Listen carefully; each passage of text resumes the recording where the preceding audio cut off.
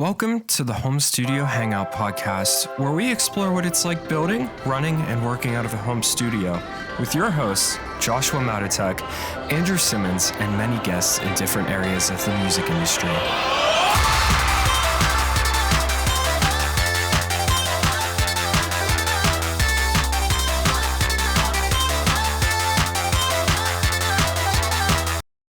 Welcome back to the Home Studio Hangout podcast. I am your host, Drew, here with my co-host, Josh. Josh, we got big news today, but it's not the topic. Josh has big news from this past week. Yeah, I got engaged. He did it. Yeah, He taught the question. He did it. I did it. Yeah. Yeah. Yeah. We're stoked over here. How looking at me like I'm an idiot. How did you do it, Josh? The people want to know. Well, I took her to a pumpkin patch in the North Georgia mountains. And there's like a cute little bridge and a stream and stuff. And so I did it there. And then I got her a little pumpkin. And then some apple loaf. Marriage pumpkin. Yeah, dude. Heck great. Yeah. That's awesome. She was a really good sport about it though, because the whole time she's like, "Where are we going?" And I'm like, "I'm not telling you." Like I started the navigation before I got into the car, so she wouldn't hear what the destination is. Yeah. And she had no clue where we were going, and so yeah, it was pretty cool. Yeah. It was a good time. And then in true,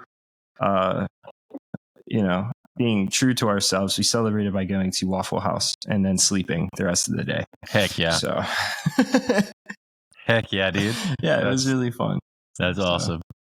So on today's topic that we wanted to talk about, we haven't done one of these in a little bit since we did the game that I made for us, which I assume that's going to come out before this. But you had something you had wanted to talk about. You mentioned it in the last episode that we recorded, which was an acquisition of BMI, which is super interesting. And I want to give the people some context. I'm going to go through. I found an article that did a really good job of like summarizing everything. I want to pull that up. Wait, which article? It is the Billboard one? So it's the CMU one that was posted today, but it's based on the Billboard one. And it's, yeah, I have the same one up. Because Billboard now has a paywall? Yeah, I didn't know that either. And nobody else is reporting on this, which is nuts. Yeah, that's what's crazy to me. All right. So we got BMI reportedly considering acquisition offer from New Mountain Capital. Now, this is not the first time they've done this. This is new to me, but apparently sometime last year they switched from a nonprofit model to a for-profit model, which is not unheard of. There are other PROs that do that. CSAC being like the most popular. And it just means they're a for-profit company, and also means that they have like boards of directors and they have to show profit and stuff. So it gets a little complicated. Okay. So here's the deal. If you just Google BMI for-profit, the first thing that pops up is music licensing organization BMI switched to a for-profit business model in October 2022. So the strategy would help to be even more competitive in the future. We found that the old model stifled us in terms of investing in BMI and investing for the future. Hear me out. BMI is the biggest pro, right? Yeah, they are.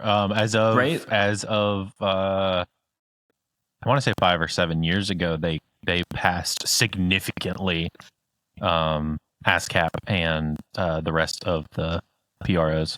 It felt like they were like lobbying for songwriters to join them. You know what I mean? Every time there's a hit song, the people who wrote it the following year, like, hey, I just won Artist of the Year or Songwriter of the Year at the BMI Awards. And it's like, how are all of you on BMI? How are literally all of you on BMI? It makes zero sense. And so they switch over to this for-profit model. Yep. So not even a year ago. Yeah. And then so let's go through this. Let's go through this article before we get too in the weeds on it to give context. All right. So BMI considering acquisition offer from private equity firm New Mountain Capital, which is one of a number of investment opportunities interested in buying the organization.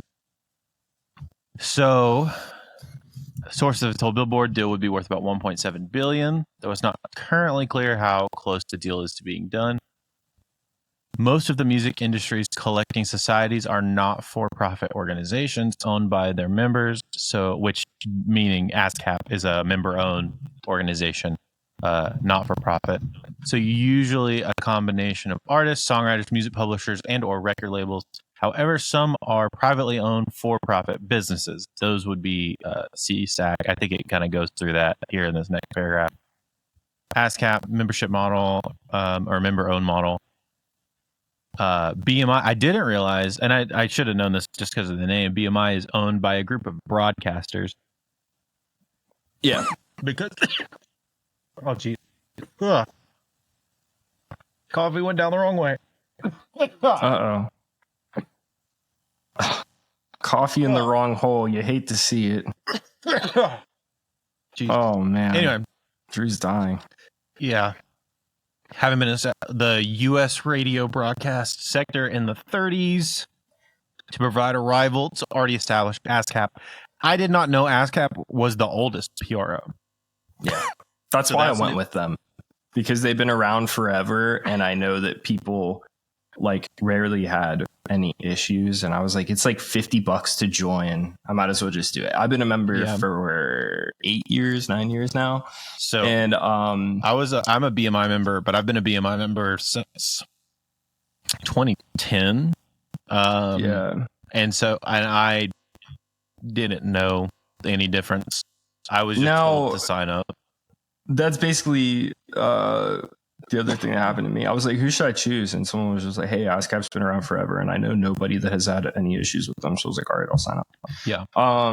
Now, also, BMI has roughly 3 times the amount of, I don't want to say customers, so like members.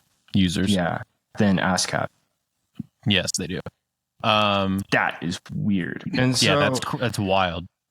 So now, it's also a lot of people that, like but it also spans it gets into that a little bit later, but it spans the breadth of like some of the most popular artists like Taylor Swift down to like literally people who post a song once a year, maybe. So here's the part where it talks about the beginning. BMI operated on a not-for-profit basis until last year's decision to become a for-profit entity followed a review of the society's operations, which also involved approaching possible buyers. I remember hearing about this last year, but they decided not to sell, which the BMI board concluded going the for-profit route would allow them to secure investment in order to grow the business. And then I did find this article as well, the Reuters article from July. This article's from August that we're reading right now. It was reported by Reuters last month that BMI again was working with Goldman Sachs to sound out potential acquirers. And Goldman Sachs is essentially bridging the merger or the acquisition between these private equity companies and BMI. They're the go-between, basically. And then it gives you all the people that have been interested, New Mountain Capital being the one that's like progressing the most. Now, why does this matter? So if we get down to the bottom, it goes through a lot of information, stuff that we've kind of already talked about. But if we get into down here, although not necessarily all songwriters, one of the concerns expressed in last week's letter is that a privately owned society might be more likely to skew things in favor of the big earning superstar writers, whereas In the past, both BMI and ASCAP, like most collecting societies elsewhere in the world, have traditionally operated with an ethos of any songwriter is welcome, is an even split. You don't get skewed percentages. The higher up you go, it's the same for everybody. BMI is required to provide a home to any writer who wants to join. Can BMI confirm that they will not seek to drive writers away from BMI or discourage writers from joining BMI? We now wait to see if any deal goes through, and if so, how BMI will seek to convince its members that all these changes are definitely in their interest. There's more to it, but that's like the big point. Basically, what the article is saying is that because they're going private and they're seeking investment, those investors are going to want to see the company make a profit, which, makes sense for like a public equity company. But BMI has been also I also read that BMI has paid out more than ASCAP forever. Like that was the edge of going with BMI. They paid out a bigger percentage to their writers. Which I don't know how much that's actually true, but that was part of the article as well. And I'll link to the article in the description of the podcast episode if anybody wants to kind of go read it for themselves. But it is some interesting information. I am amazed that nobody is talking about this right now. Dude, it's actually nuts. I've only seen like 2 people bring it up. So, like, okay, here's where it gets weird, right? Okay, so last year, BMI collected $1.3 billion worth of royalties. Yeah. Right? So they just sold to New Mountain Finance Corp. I don't think they have actually sold yet, have they? No, I thought that the acquisition went through. BMI Acquisition. I haven't found anything that said it has like officially gone through yet. Oh, yeah, it may sell. That's from August 24th. Yeah. Okay, 24th here's the deal. Is a may sell, but it is looking... It's going to sell, and here's why. It's looking like it's going to sell. It's absolutely going to sell. So if you go onto the Wall Street Journal and you pull up New Mountain Finance Corp, I keep saying Corp. Like it's and you just check out who they own. Well, who owns them? All right. Well, yeah. So what's weird is Vanguard, this hedge fund, a few days back, they just sold 100% of their shares. In New Mountain? Yeah, which is kind of weird. Yeah. But now there's a bunch of other places that just all of a sudden started buying so many shares from them. And I'm sure that they're acquiring other companies too. Yeah. Wells Fargo just bought 2.5 million shares. What's the price of their stock right now? Just under $13. So that's a lot. That's like $30 million that they just invested. Yeah. All of these equity funds are investing like crazy, as equity funds do. Mm-hmm. And then we have Goldman Sachs. 10 days before it came out that BMI is considering an acquisition from New Mountain, Goldman Sachs bought 76,000 shares of New Mountain. Interesting. Which is very weird because they're the bridge on. They're the merger. Yeah, like they're funding. They're the deal. one facilitating the acquisition. Yeah. So that's kind of weird. So now we're at this point where like 76,000 shares. Obviously, it's nothing crazy. Like, like what Wells Fargo just invested, right? Yeah. But you don't really know like what the goal of that is. You also don't know if that's like a part of the. You also don't know if another company. So this is where this gets really tricky. They bought a decent amount of shares, but not a ton. You also don't know if other companies, BMI. Yeah. Like if Wells Fargo is invested in by Goldman Sachs, it would make sense why they would have that information. It's very interesting. Yeah, I see how you see that you were like, there was like sounds like insider trading. Well, it kind of does, because it's yeah. like, well, if you're the one, making this acquisition happen and you want to make some money, and it's like, if you know what their plans are and all that, then it's like, cool, yeah, let's make some money and invest. But like, it's pretty quiet. Like, there isn't. What I'm more so worried about, and like that all is terrible. What I'm worried about is the songwriter side of things. Well, that's where I was about to take it. Okay, so if they collected $1.3 billion last year, and they're selling for $1.7 billion, so that means that there's roughly $400 million that is going to somebody, right? Right? Do that math and it's again. like do that math again real quick. So $1.3 billion. Okay, is I thought basically you said million. Yeah, and then they're selling for $1.7 billion. Gotcha. So Understood. that means that the difference is roughly $400 million. Yeah, that makes sense. Which is a lot of money. Yeah, especially like when we're talking about royalties. So who is that money going to? You know what I mean? So I did because read in the article they cited needing to upgrade like infrastructure. Like, I will say, BMI's website is. So does everybody's website. Sure, but like, and I think that's where some of that money is going to go to, is like redoing some of that like digital infrastructure, and maybe even trying to update like the song input and checking process. So that is, I would hope that's where some of that money would go. You know what I mean?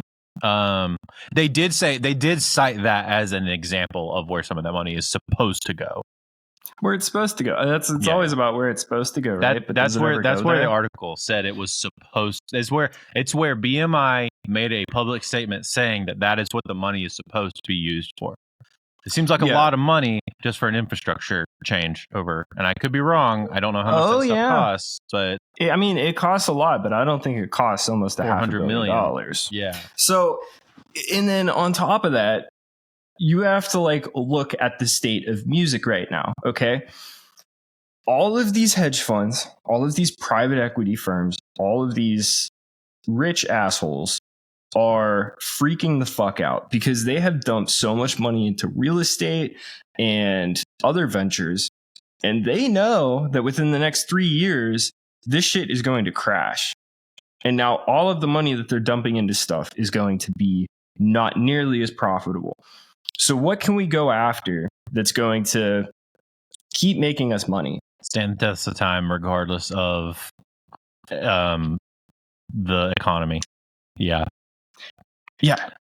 That makes intellectual sense. property, like music. IPs. So that's why all of these private equity firms are buying all of these fucking I wonder if this is catalogs. also happening. I wonder if this is also happening in the TV and movie industry. I wonder if there's an influx of people buying. Oh, dude, no! In the TV and music in movie industry, it's way worse.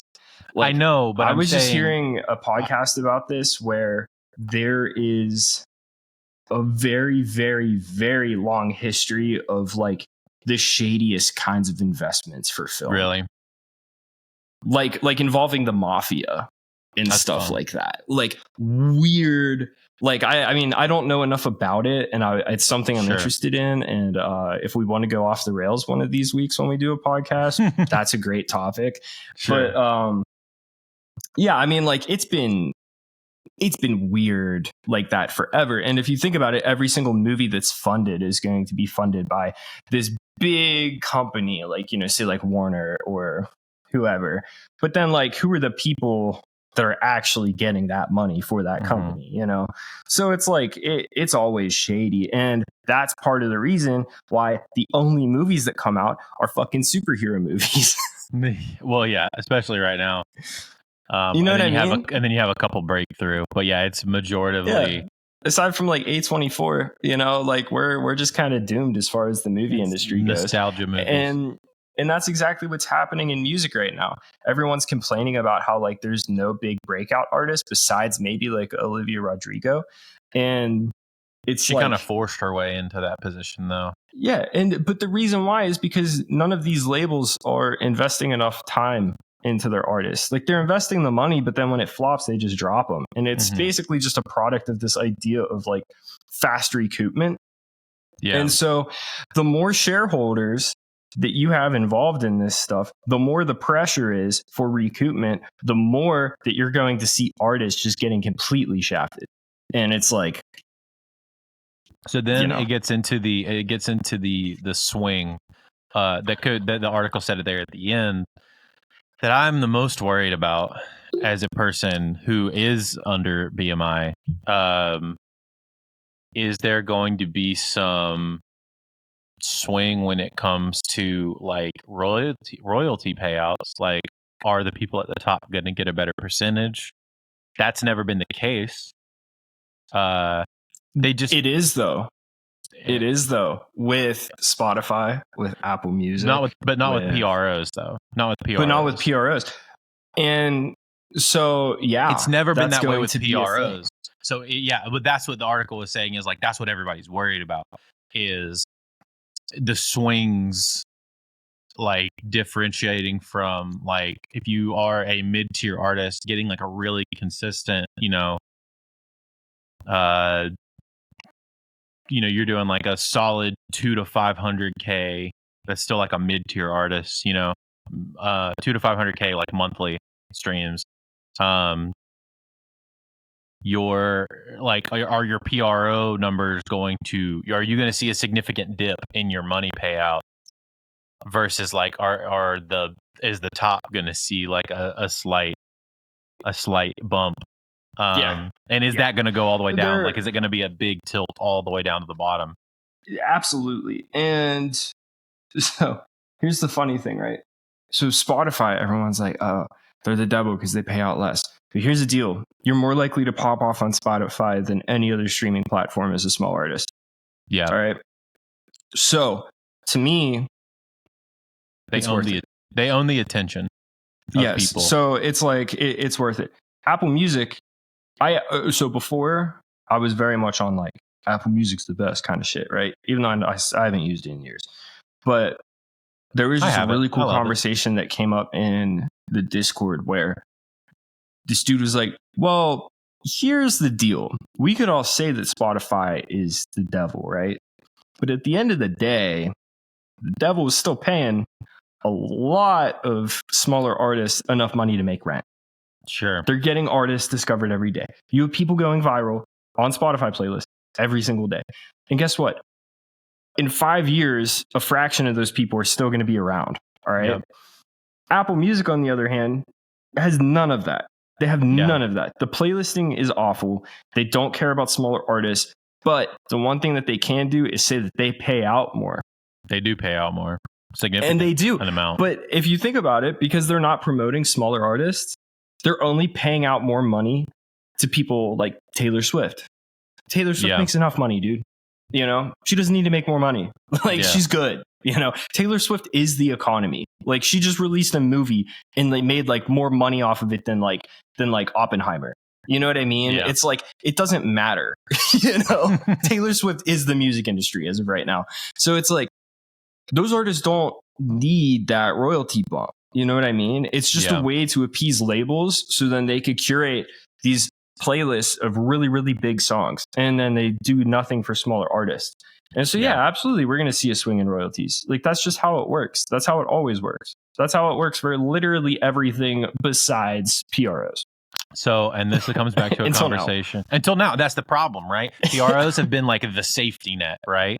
Yeah. And also, like, real quick, I wanted to add this in, so we're looking at all of these like private equity firms investing because they're scrambling for some sort of asset that's going to be profitable. Justin Bieber sold his catalog for what, $200 million? Yeah. Last year? Timberlake did a similar thing. Yeah. Do you really think that they're going to recoup? Yeah, I don't know. But now how can they recoup? If they get higher royalties. Yeah. Yeah, if they cut the bottom, if So- they cut their bottom line, yeah. So yeah, it's like, hey, you know what? Why don't we do this? Why don't we invest in all of these people's catalogs, right? So now we own the money-making machine. Now we're going to go ahead and we're going to buy all of the people that pay out those royalties so that we could get a higher return on our investment. It's literally like they're just purchasing the whole thing. Yeah. You know what I mean? I'm very worried about, because this is the other thing. And now I will say the other thing is you can just move. You can just go to ASCAP. Yeah. Now, and that's why more people need to talk about this, because this is no different than Zillow deciding during the pandemic that they're going to start buying properties and then artificially inflating the market so then they can make more money on their investments. This is basically the exact same thing. It's just written in a different language. Yeah. And so, the only thing that everybody should be doing right now is going through the steps to leave BMI. Yeah. Because it's not in your best interest. Do you really think that some, hedge fund owner in New York that's getting into his S-Class right now to go to some meeting for 2 hours and then take a trip out to the Hamptons for the weekend is like really on your side? No, he doesn't care about you. He does not care about you. The only thing that he cares about is what color his next yacht is going to be. Yeah. I'm worried. I'm going to keep an eye on it. The moment I start seeing anything changing. Or how about this? Do it now just in case if they make it harder to leave. I already have an ASCAP account. So I set up both early on. Yeah. I already have an ASCAP account. So I don't think you're allowed to do that. I have a login. I don't have anything. Yeah. I think you're allowed to have a login, but you just can't have any registered words. Exactly. I don't have any registered words. All you have to do is just unregister everything from BMI and then register it with ASCAP, which for like you old heads is going to suck. Yeah, I was going to say, for people with a lot of songs, that's going to be a nightmare. But and also it's going to suck if like somebody else registered on their behalf. I wonder if there's an easy way to transfer stuff over. Oh, yeah. So you just have to like literally just switch everything. Like you can't have like, you can't be an ASCAP writer and then like a BMI publisher. Yeah. Like you can't split it. Yeah. Also, fun fact, I applied for a job with BMI during the pandemic as one of the guys that goes to bars and breaks legs for royalties. And I don't think that they let me even get my resume looked at, because in the application process, they literally ask you, they're like, "Are you an ASCAP member?" And I was like, "Yeah." That's funny. Yeah, I paid for it. I'm like, I'm not, get my money's worth. Like, that's fair. But now I'm glad, because this is nuts. No, I have an ASCAP login ready to go, because your boy is not really down with having all of his eggs in one basket. So I try to have like stuff set up to easily switch when available. Yeah. But dude, did you hear about Avid getting acquired also? No, I didn't hear about that. Yeah, bro. So Avid is being acquired by an affiliate of STG in an all-cash transaction valuing Avid at approximately $1.4 billion, inclusive of Avid's net debt. They basically this on their website. Under the terms of the agreement, Avid stockholders will receive $27.05 in cash for each share of Avid common stock. The cash purchase price represents a premium of 32.1% over the company's unaffected closing share price on May 23rd, 2023. See, this is different. Yeah, this is a better acquisition. Because here's the deal. There's times whenever acquisitions are good, whenever you're involving the intellectual property of working people and you're toying around with those assets, you're a piece of shit. But if you're a company like Avid, where you kind of like continually like screw over your like customer base because like your company has been in shambles for the better part of 2 decades, then like maybe you should get acquired. Yeah, Because I'm the gonna only also thing that saved Avid was them switching over. Like, I forget how much it was. They were making like $30 million a month as soon as they switched over to a subscription model, which arguably, well, I won't even say arguably, it definitely saved Avid. And they've been able to serve their customers better because of it, because they need the money to do that.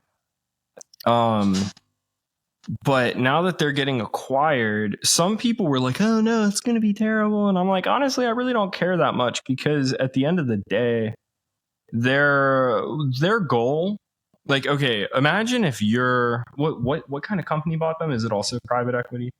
yeah, I think it's private I don't equity. know the differences, if I'm being honest with you. I just know that they're all bad. If you think about it, if you are some dude who's worried about the color of his next yacht, like, what are you going to do when you purchase a company like Avid? You're going to try to squash the competition. How are you going to do that? By making it more accessible, more affordable, easier to use, more reliable, better quality. Like, you're gonna make the company itself better. That's the only way to make it good, exactly, and profitable. Like, the way I look at it is, how could Adobe combat companies like Blackmagic? Well, like even like Avid, because Avid dips into their space a little bit with some of like the scoring things and the video stuff. To be fair, I think that is the only reason why Avid is still around, because of all of their dip into film. Yeah, because of film. You know, and even then, like, more and more people, like, I don't think I've met a composer recently who uses an Avid product. Yeah. So and STG I don't think is private equity. Yeah. Yeah.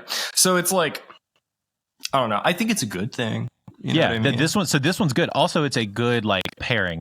STG is a private equity partner that specializes in data software and analytics. So they are a private equity company that specializes in Avid's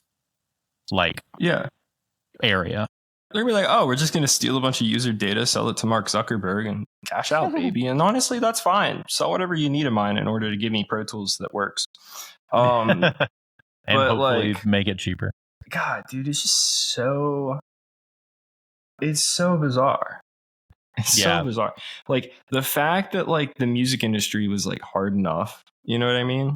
And now we have all of these like private equity firms getting involved just to cash out on other people's hard work is like absolutely ridiculous. You know what I mean? It's interesting. Once again, I'm super surprised that like nobody's at all is talking about this. Like, haven't seen it on Twitter, haven't seen it on any kind of podcast, haven't seen anything about this merger. Literally, when you know who I saw talk about it, Ross? No. Well, honestly, I haven't. I'm surprised that Ross hasn't been the one talking about this. You know who is our boy Gino the Ghost. He has a podcast now, and I get all of his clips on Insta. Let me see if I could find it. I don't know what his podcast is called. Yeah, I'm not sure. Oh, it's called the Good Luck Podcast with an exclamation point. So it's Good Luck exclamation point. Honestly, pretty solid. Yeah. Pretty solid name for this kind of thing. Yeah. So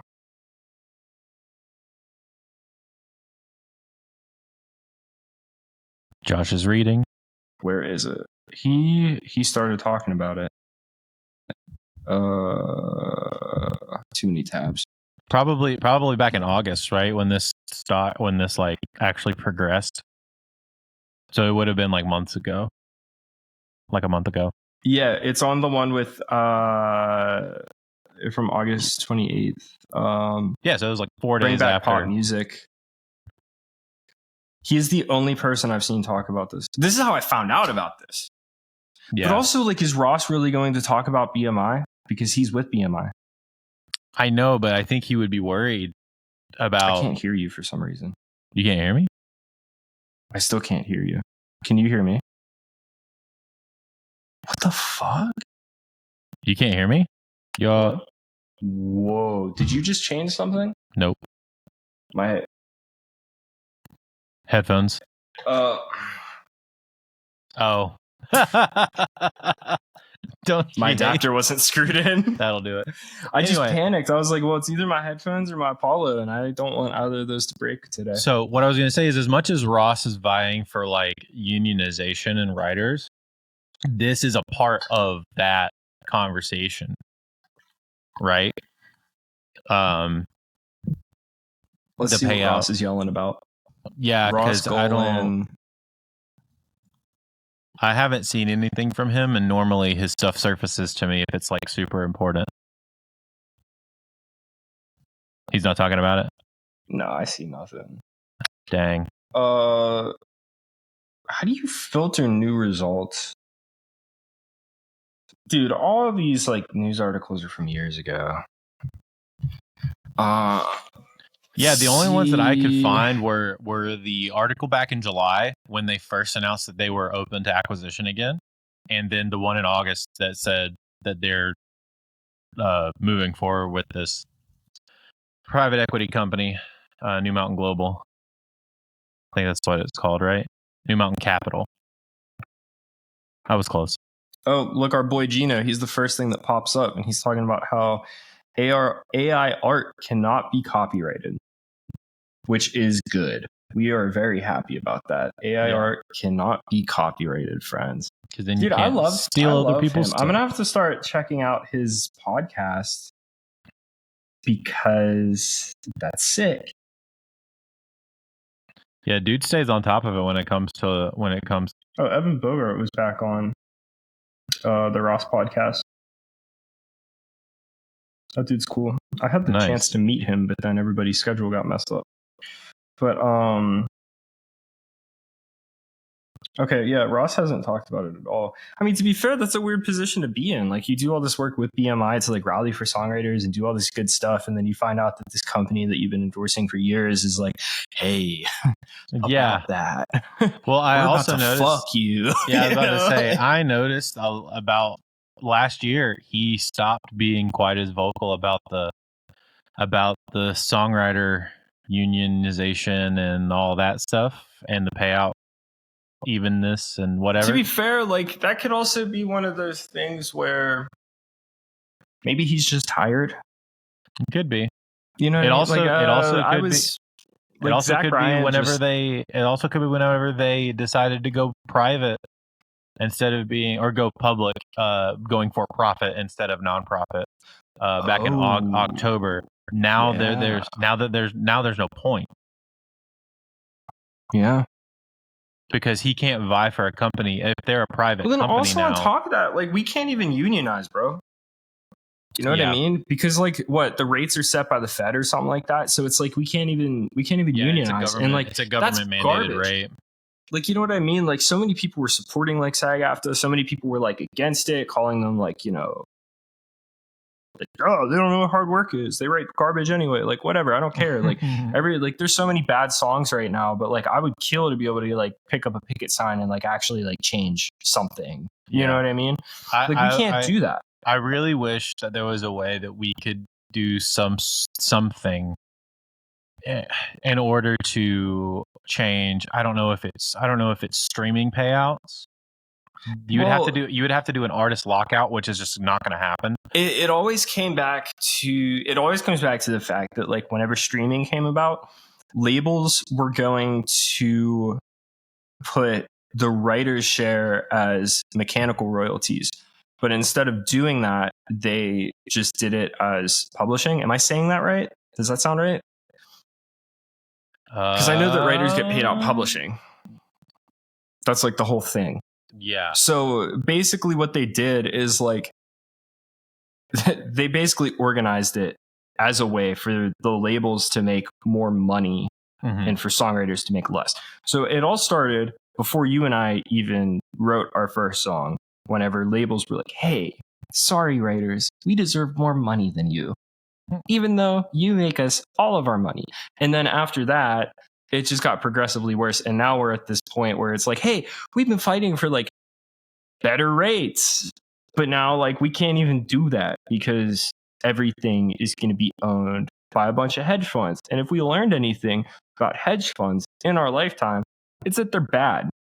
Yeah. And that they ruined your parents' investments back in 2008. Yeah, I was going to say, they're not really ever been a positive group of people. Yeah, I don't know, man. It's a little stressful, but it's one of those things that like, it's more going to be like we're going to have to pay attention to it and see, kind of keep a thumb on the pulse of what's going on with this. Yeah. As much and as the possible. only Band-Aid that I can really imagine is like, Gino was talking about this again. Like Shout a out. year ago. Where it's like the only way to fix it immediately is to start charging day rate as a writer. And it's like, in all honesty, I don't hate that idea. Mm-hmm. I really like that idea. But nobody is going to want to pay you. Yeah, exactly. Have a session like, rate, if you think about it, right? And then like, it's no different than engineers being really good at vocals and then calling it vocal production and then charging 10x. You know what I mean? Yeah. And so it's like, yeah, dude, I think that writing fees are a real thing. And I'm starting to see it more and more amongst like indie artists, right? Which is cool. Because if it becomes the norm in the indie world, then the next generation of artists are going to be like, hey, like we have to get this writer paid. And then the label's going to be like, what do you mean? And then if the artist doesn't suck and they have some form of a backbone, they're going to be like, no, like we need to get them paid. You know what I mean? So expect that invoice, you know? Because that's really all it is. Like we just need artists to like, you know, rally for writers. And it's just weird. It's just a weird time, dude. Because then, like, imagine, like, you finally start working on bigger projects, right? And then you start saying, hey, I charge, like, $500 a day. To a label, that's not money at all. Yeah. You know what I mean? Like, it's whatever. That's another plane ticket for the artist. Like, it doesn't matter. Yeah.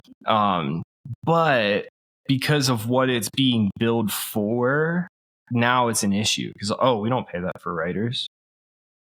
You know, we don't do writing fees, and now like you don't get any calls because all these people are like, oh, he's asking for too much. But I don't think that they're asking for too much. No, yeah, it's definitely, I agree. Because honestly, it's a situation end of the day, if you have a songwriter driving through traffic to go to a session at this time and then they work there all day, like. The intern is making more than the writer in that moment. For that day, that writer has made less money than an intern who made coffee. Yeah. You know? And like, that's weird. It's super weird. Back in the day, it wasn't that big of a deal because it's like, oh, like, it's like playing the lottery, you know?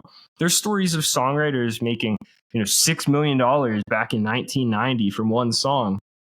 I'm like, that's insane. Like making $6 million from one song, dude. Yeah, that's just not going to happen anymore. That's hedge fund money. You know what I mean? Yeah. That's just not going to happen. But I mean, back then though. it was harder to get a cut though because like radio was way more competitive. Yeah, you know. And then, but like at the end of the day, like into stores and stuff as well. So you had to that whole as well. Yeah, physicals. And all that. So it's like, you know, I don't know. It's just like the death of the songwriter. Is what we're experiencing. It's 100%. It's 100%. I agree with you in the sentiment of artists need to stick up for songwriters on their behalf as much as possible, and try as much to make sure their people aren't getting screwed. Because most of the time, like a songwriter is a part of a team, you know, and like, I don't know. I mean, maybe this is just like our generation thing, but most of the time, like we stick with the crew, we stick with the team. We'll have a couple people in and out for the most part, but we have like a core group of people. And if one of those is a songwriter, like we're going to make sure that person gets money because they deserve to get paid just as much as the producer and the engineer and the mixing engineer. You know what I'm saying? So I don't, maybe that's just like a top end thing where they're just like, they see songwriters as throwaway. But Oh, yeah, well, yeah. I mean, think about publishing deals, right? yeah, Like, how many times are they like, hey, like, sign with us, we give you like $50,000 for like 3 years, and then like they do it on purpose, knowing that like the songwriter's never going to recoup. It's yeah, like they don't care about songwriters. I don't think that they ever really did, in all honesty. It's just like back then it was one of those things where it was fine. No songwriter was really like super upset about it. yeah, Because it's yeah, like, oh, I can strike gold, and a lot of them did. And now it's like, oh, cool. Like if you have a hit song, like you might make like $20,000, depending on the song and all that. And it's like, that's yeah, weird. That's yeah. super weird. Yeah, that's true. It's a depressing episode, Josh. It's a depressing episode. This is a very eat the rich episode. Yeah. It happens though, man. I would feel better about Amazon acquiring BMI, because at least I know the royalties are going to pay out nice and quick. I mean, I don't know, man. Have you seen what they've done with Twitch? They've kind of destroyed it. Wait, they bought Twitch? Amazon's owned Twitch since 2018. What? Yeah. No, I'm not into Twitch. I like video games. I'm not into Twitch. I think I'm not Gen Z enough to actually sit down and watch someone else play video games. Do you know what I mean? Like, I'd rather just play the video game. So yeah, I don't watch people play video games. Oh, sorry, 2014. They acquired Twitch for $1 billion. Wow. In 2014. So literally since Twitch has become like a powerhouse. But they've kind of ruined Twitch. Just because then the opposite happened with Microsoft. Crazy stuff. Oh yeah. Microsoft was just, they were like, hey, we're big boys. We're gonna acquire everybody. So they went ahead and acquired everybody, and now it's like, I haven't bought a video game in so long. Like, I just have Game Pass, and now I just play games that are on Game Pass. Like, I'm getting a new Forza next month. Bro, I got Starfield for free. Like, ooh. Yeah. I'm not 100% It's like $5 extra than Xbox Live. I'm not 100% sure how well that's paying out to the developers and all that kind of stuff in the game. I would love to get somebody on who's in the video game space, and maybe even like the video game music space, to talk about about that kind of stuff. I know a guy who's a developer. I played shows with him back in the day. Oh, nice. He was a hardcore vocalist. His name's Austin. He's sick. He is with Activision. Who's in the middle of trying to get who's in the middle of trying to get bought. Yes. So they're going through this acquisition stuff as by well. Microsoft, right? By Microsoft. Yeah. It's going to be sick. I can't wait for that to happen. If it happens, then, we'll see. What else? I know a dude who does sound design for PlayStation. That's pretty working cool. on like the F1 games. Yeah. Cool stuff like that. I know that guy. And then I also know another sound designer who does a lot of stuff for video games. He's on Nuendo too. Interesting. Steinberg boy. Interesting. Yeah. Yeah. So I know a few lads that we maybe we'll have to get some people on to like talk about that side of the world. But I would love it, because that's always been one of those things where, like, if I had an opportunity pop up to do sound design for video games, I think that would be a fair trade. For sure. Like, I would be like, yeah, that's so cool. Yeah, it is very cool. Before we end this thing and say goodbye, you might notice, listener, that we have an ad or two on the podcast now. If you don't like that, well, I'm sorry. We also need to like make a little money, because I'm trying to pay an editor to edit this thing, so I don't have to do it. Because right now we're a 2-man team, and I'm doing most of the work. I like to think Josh brings the energy and the rage rants. I'm the vibe conduit. You know what I mean? Like, that's all I bring to the table. Drew told me to record an ad last week, and I still haven't recorded it. To be fair, we both got sick, It's fine. I recorded one to go in there while I was waiting on you to record yours. But Oh, okay. Yeah. I'll still record that one. No, record it because I want it to be you, because there are episodes that I'm on that you're not on, and I want your voice to still be there. But back to what I was saying, you'll notice that there are some ads. We don't get paid a lot for them, but we get paid a little bit for them. But if you don't want ads and you want to support the podcast, or maybe you don't care about ads, but you still want to support the podcast, I made a $1 subscription. You get the episodes ad free on audio platforms. If you pay for the, if you're listening on Spotify, you pay the $1, you get all of our episodes ad free instead of with ads. So I thought that was a cool compensation to, giving people the ability to not have to worry about advertisers. And it's only $1. It's only $1.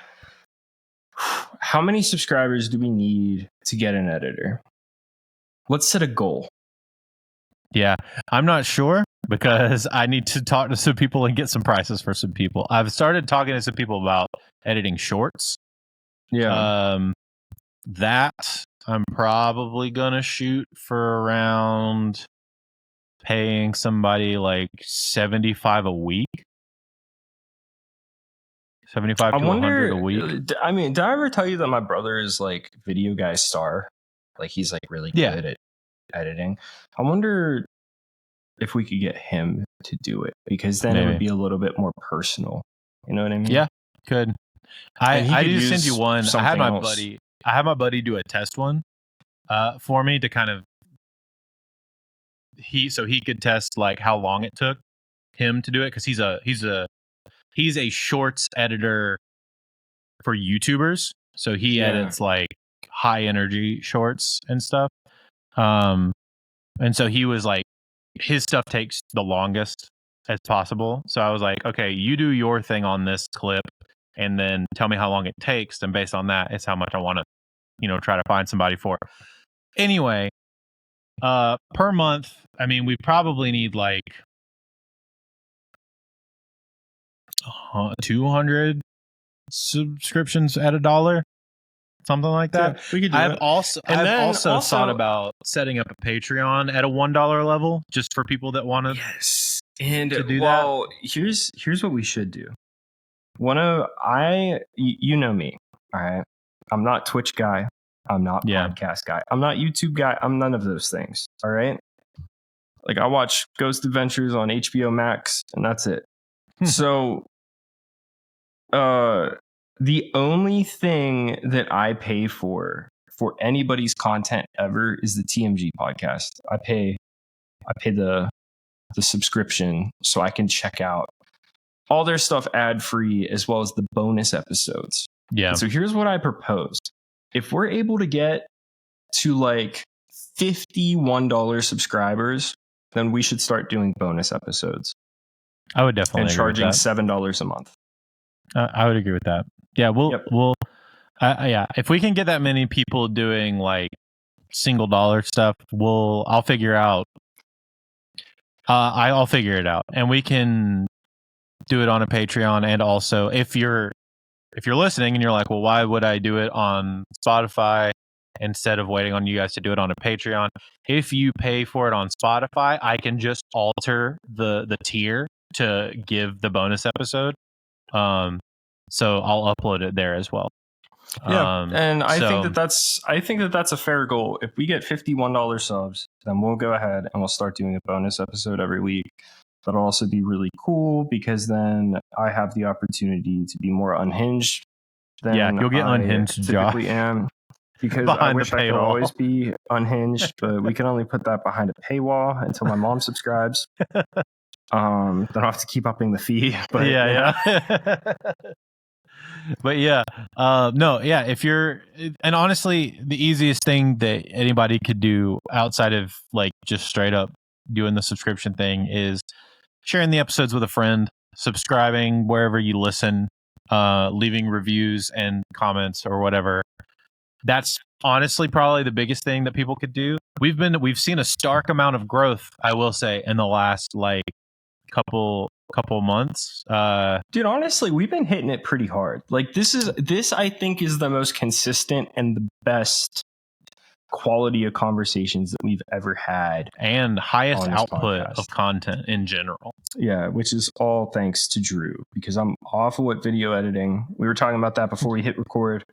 I am so bad at video editing.